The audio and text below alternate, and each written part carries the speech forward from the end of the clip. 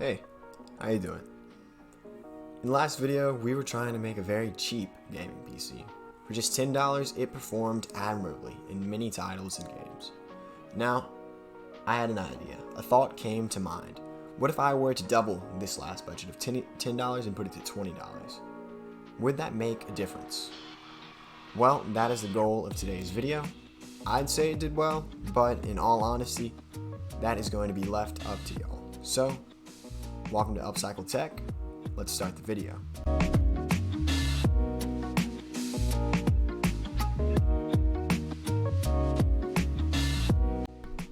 Now, as far as specs go, we have a decent one.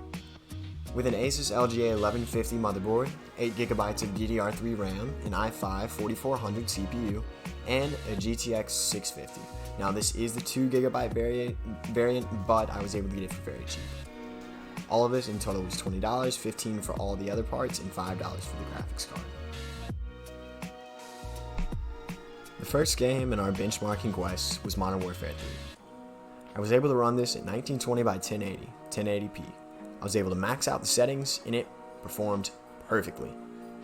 With a minimum of 107, a maximum of 213, and an average of 177 frames per second, I'd say it performed beautifully.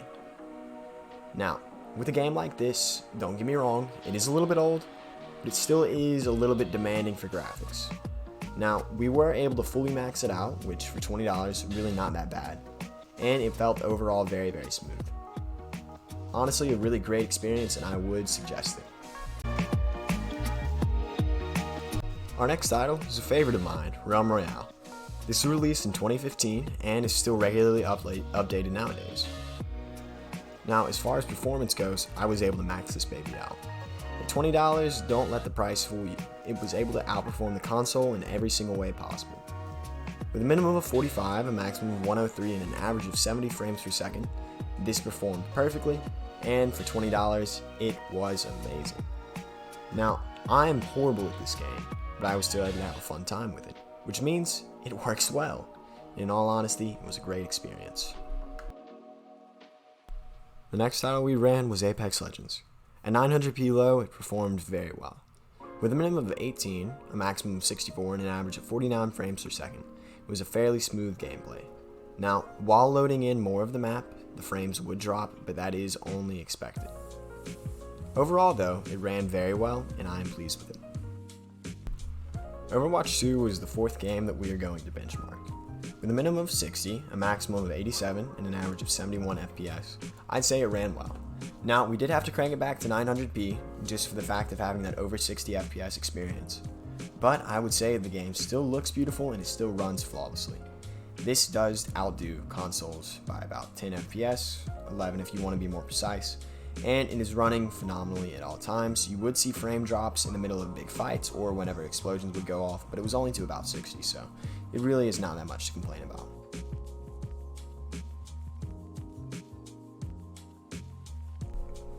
Okay, so Fortnite, it was alright. We ran it in 1080p in performance mode, and I gotta say, it was solid. Now, there was a minimum of 2 frames per second, and that was only when loading in. I don't know why it happened, but that was the only issue I experienced. Now, we had a maximum of 122 frames per second, which was really nice, and an average of 114. Now, was it playable? Most definitely. Was it competitive? Check yes to that as well. So, all in all, it was pretty darn good. Now, look, hear me out. If you were in an actual build mode, I bet it probably would decrease your FPS by just a few, but I tested out in creative mode with other players, and it really was not that hard.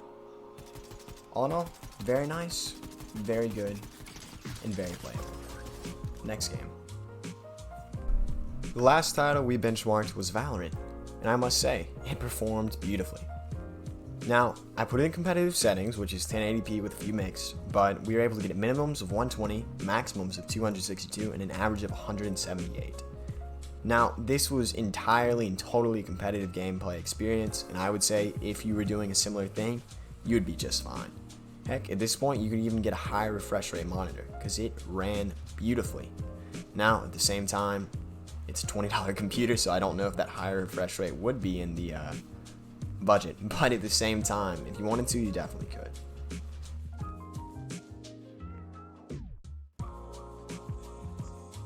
On a side note, this computer ran YouTube, Netflix, Disney Plus, all of it very, very well.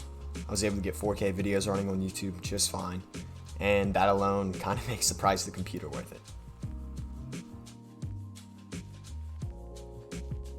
Now, I'd say that this computer was rightfully upcycled because it worked perfectly, and for $20, there were no complaints.